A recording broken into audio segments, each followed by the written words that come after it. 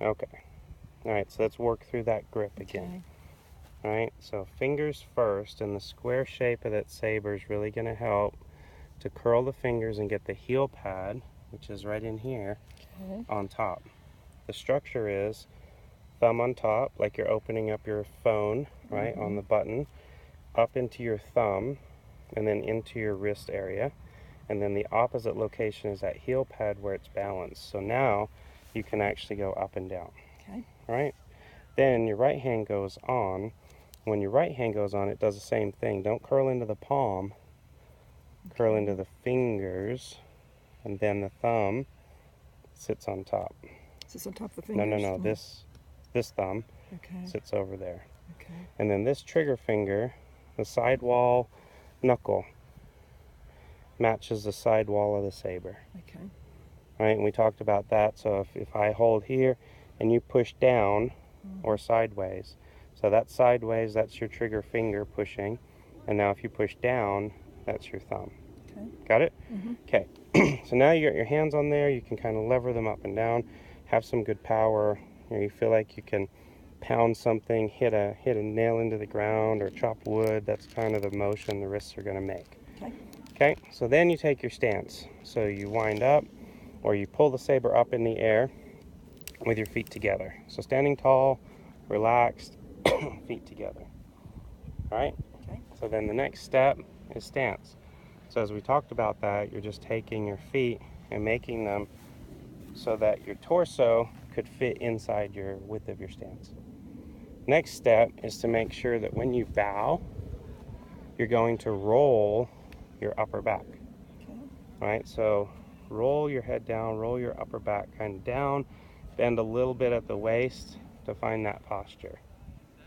All right? The next one is pop.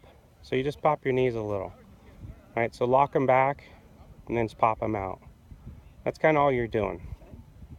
Then you drop. So you just drop the saber down. The ball that's in the saber will drop. Next step is to rotate your body or spin. So you spin your hips and shoulders, leave your eyes down where the ball would be. Okay. All right? The next step is set. So that's where you set your wrist. Okay, now with some speed, you can accelerate through, and that's the snap. Snap. And then the final position is hold. Okay, so what we're going to work on is symmetry. So we'll go real fast. Just do the spin and set part. All right, so you spin to the backswing and set the wrist. Okay, now keep your eyes over here. That's all right, because you're trying to read the saber too and keep an eye on it. So you spin and set. Now what you're trying to find is the exact symmetrical location for the hold. So I'm going to hold your head here. Go through slowly. There's the snap. Now fold up your arms. No, go to the set. Yeah, there you go. So now this position, what you'll see on video, stay right there, is exactly symmetrical to the backswing. So what you want to avoid while you're learning is that right foot coming up. Because on the backswing it was down. So on the follow through it should also be down. Should my heel be down? Should be down. Okay. Yeah. The reason why you're going to learn this way is because you have a history of golf. It wasn't necessarily amazing golf. It was just recreational golf, right? Right. Well, part of your mishit problems from years ago was that foot kept coming up because you felt like everybody else's foot comes up. Yes. And when you watch on TV, everybody's foot comes up, right? But what you're going to learn is that stability in your feet creates consistency in the strike of the ball. If your feet are dancing all over the place, your club won't strike the same location every single time. Makes sense. So we're just going to work on a concept of head still, feet still. Right? So let's go through the whole thing again real quick. Double check your grip. Fingers first, heel pad on top, thumb on top, and that wrist joint on top. Right? Okay. So then you kind of hinge it up and you stand up tall. Let's double check that trigger finger. Sidewall, right? Sidewall finger. There you go. So you can waggle right and left and raise up and down.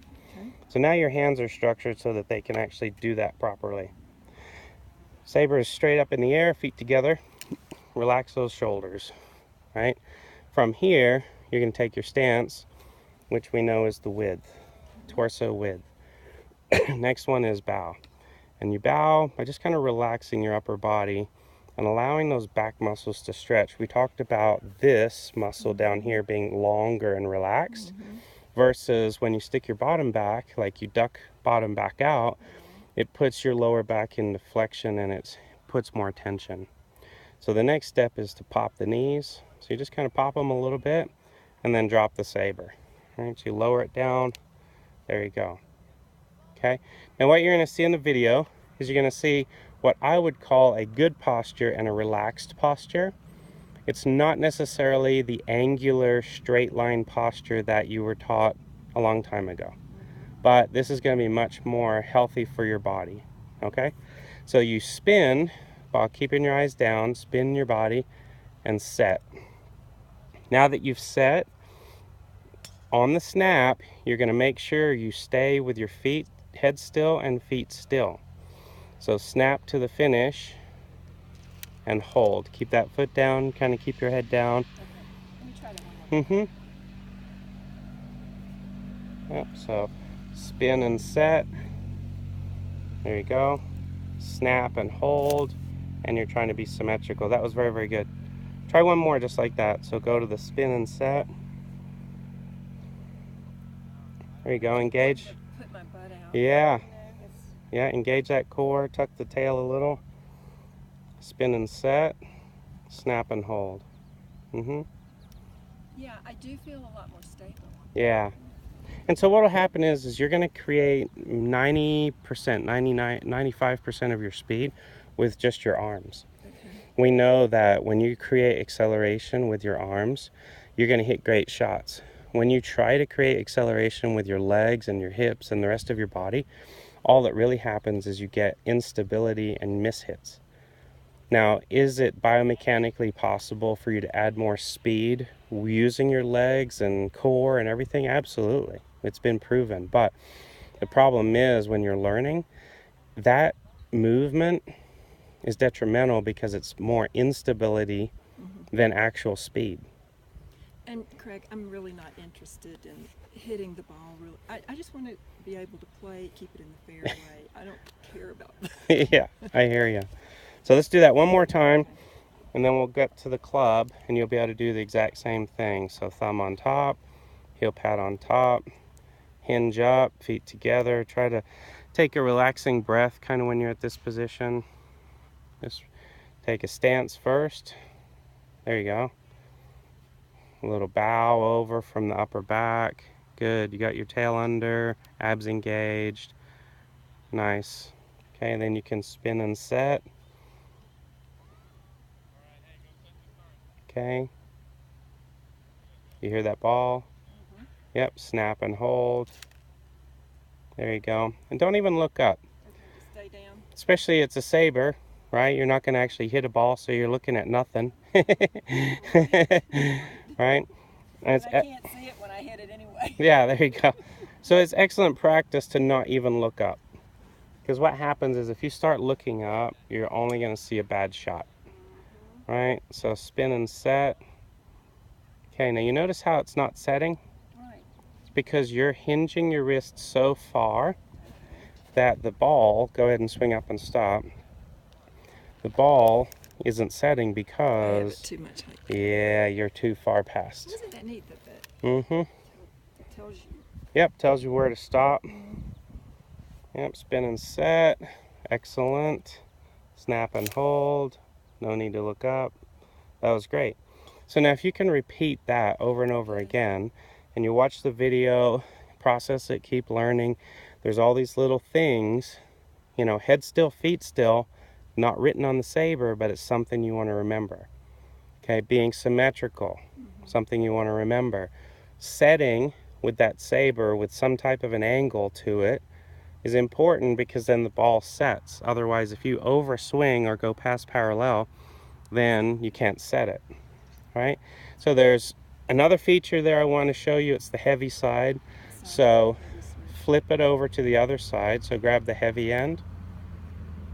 Okay, now in this end, you're just swinging for loosening up. You're still doing all those same steps, but you're using it for more weight to add resistance and give you even a little bit more sense of feel for what you're doing. So it's supposed to feel heavier? Yep, yep. So as you swing it, when you swing the heavy end, you're not going to set it and snap it. You're just going to kind of go back and come through.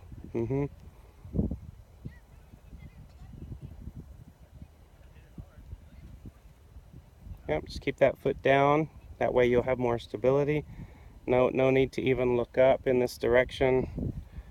Yeah, you still want to feel like there's a setting action where the wrists are not hinging quite as much as you did on that last one. So the Saber's a little bit more vertical. That foot, right? It's just a habit. Even though you haven't played in, what, about 5 years, it's still in there. So we got to make sure that we're learning it the right way. Yep, spin and hold it up there, and then swish it through and stay there. There you go. So can you feel the weight difference? I can. Yep, so flip it back over. Now on this one, after you go through this, I want you to snap it really fast and try to make that ball sound really loud as you snap it. I'm on the light snap now? Correct, yep. And when you're looking at it with the red stripe, you're not reading the words, but you're testing your memory. Okay. Yep. There you go. Spin back, set. Okay, and wait for it. Now really whip it. Try to keep that foot down. And, you know, It's a beautiful finish if we're taking a photograph of Golf Digest. We don't want a Golf Digest cover photo, we just want a good golf shot. Posture looks great. Go back, set it, wait for it. There you go. You went too far, right? So go back, set, that's excellent. Give it a snap. Really, really good. All right, so your head still, feet still stability is really what produces a consistent shot. You think about it, you get all this stuff moving around. Doesn't matter how fast your arms are swishing through there, you're gonna miss it all over the place.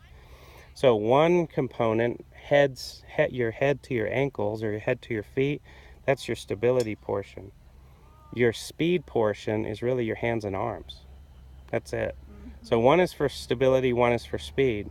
And usually what happens in golf is we start using our stability portion for speed and we get all out of whack. We start moving and lunging and lifting. But when you're first learning and your main goal, like you said, is consistency, not power, you're going to get 95% of your total distance out of your arms anyway. Cool.